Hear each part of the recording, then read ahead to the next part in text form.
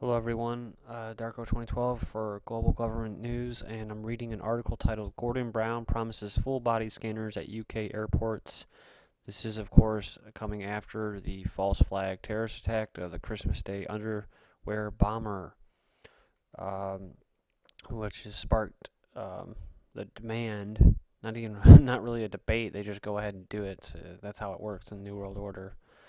They just carry out attacks against themselves, and then they say, well, "This is what we're gonna do." Just thought we'd tell you, but yeah, no debate. Just they're telling us what they're gonna do, and so their plan is to have these full body scanners, which they've been waiting to put in all, make them mandatory for all airports. They have them in some of the international airports right now, but not everywhere. The U.S. just made a big purchase for some. Um, but yeah, it's basically you get to go to the airport now, and you and your loved ones get to have some possible sociopath or creepy TSA transportation agent looking at your naked body, all in the name of preventing the government-sponsored terrorism, right? So they're going to protect you from I guess from phony terrorists, fake terrorists. So just going on to read this. Plus, there's a video down here. Prime Minister Gordon Brown has given the go-ahead for a full body scanners to be introduced at Britain's airports. BAA, which runs 6 UK airports, said it would now install the machines, quote, as soon as it is practical at Heathrow. Experts have questioned the scanner's effectiveness as detecting the type of bomb allegedly used in the Christmas Day in an attempted planned attack over Detroit. Yeah, even after they do this, it's not even going to really stop. You know, the whole point of the false flag terrorist attack is so that they can bring in their solution, which is to take away more of your freedoms and monitor and surveil their slaves, better. So even after they do take all of your money and steal it from you, and then use it to enslave you more, it's not even going to really protect you from these terrorists that the governments, which are trying to protect you from, are funding and supporting and allowing them to carry out attacks against their own people. So it's a big confusing mess. But in the end, it's not even these scanners aren't even going to be able to detect liquids or powders or that any of the stuff that the drugged up underwear bomber had on Christmas. Speaking on BBC's One Andrew Marr show, the Prime Minister said the government would do everything in its power to tighten security and prevent a repeat of the U.S. attack. Hand luggage protects Nigerian Umar Farouk Abdulmutallab, who is now in custody, is accused of trying to detonate a bomb on a plane bound for the U.S. Mr. Brown said travelers would see the gradual introduction of the U.S. of the use of full-body scanners and hand luggage checks for traces of explosives. He added transit passengers as well as transfer passengers could undergo these checks. Currently, not everyone has passed through the full body scanners already introduced at some of the major airports overseas, particularly if they are in transit from another country due to concerns about cost and time delays. A spokesman for BAA said, "It is our view that a combination of technology, intelligences, and passenger profiling will help build a more robust defense against the unpredictable and changing nature of the terrorist threat to aviation." Of course, what they're referring to is the behavior profiling as far as the United States and what they have set up over here in our little police state, Big Brother state, where they actually pay people to sit there and watch you uh, walk through the airport, and they eyeball you looking for any kind of subtleties or um, just monitoring your behavior. Anyone that looks, quote, suspicious.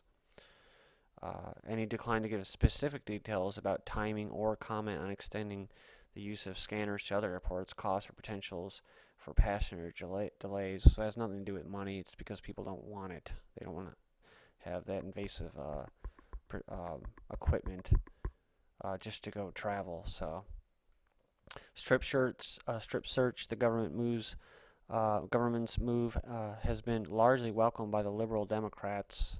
Yes, we want to be enslaved even more. But Home Affairs spokesman Chris Hunn did say that the scanners could have been rolled out sooner, as they've been kept in a storage since being trialed. Yeah, see, so that's what I was saying. They've been waiting to put these things out, people. They just need a reason, right? And that's why they carry out attacks.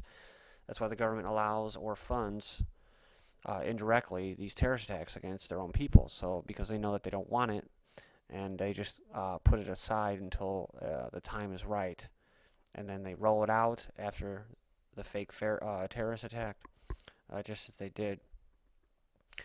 The new U.S. security directives will come into effect on Monday. Philip Baum, editor of Aviation Security International, said scanners were not the only solution, and profiling passengers was in fact the best way to prevent terrorist attacks. We've got to face the facts that you can build a bomb in the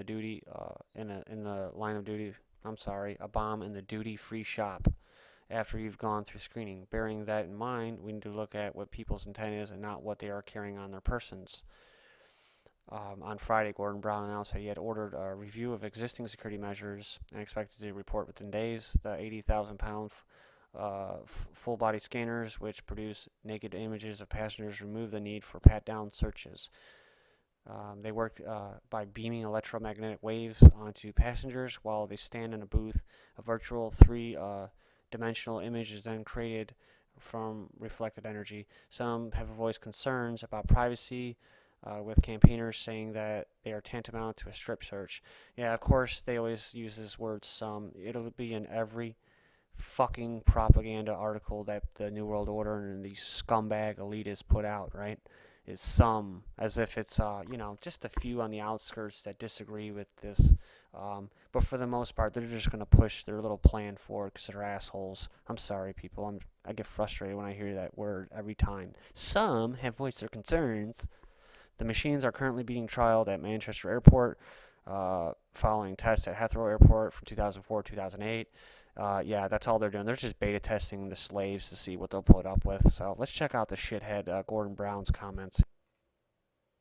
Yeah, this is a new threat, a new type of threat, and it's from a new source, which is obviously Yemen, but there are many other potential sources like Somalia, as well as Afghanistan and Pakistan. First of all, in airports, people will see gradually being brought in the use of full-body scanners. They will see checks for explosive traces. That will be done on hand luggage. Transit passengers will also be checked, as well as transfer passengers. And we will do everything in our power to tighten up on the security that is essential. We've recognized that there are new forms of weapon that are being used by Al-Qaeda, so we've got to respond accordingly. Is this simply going to mean endless delays for people at airports? Already it takes a very long time to I get hope through an not. airport. I hope not. I hope we'll find a way of doing this in a more sophisticated way. It will be introduced gradually. The scanners are already being ordered by British Airports Authority. We've acted very quickly. I think we've got to also get back to the source of this, and that is Yemen, Somalia, Pakistan.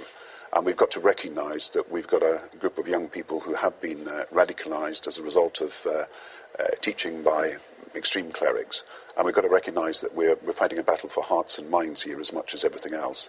We will work with the American authorities, as General Petraeus is in Yemen at the moment. We will work with them to improve the counter-terrorism of the Yemeni authorities.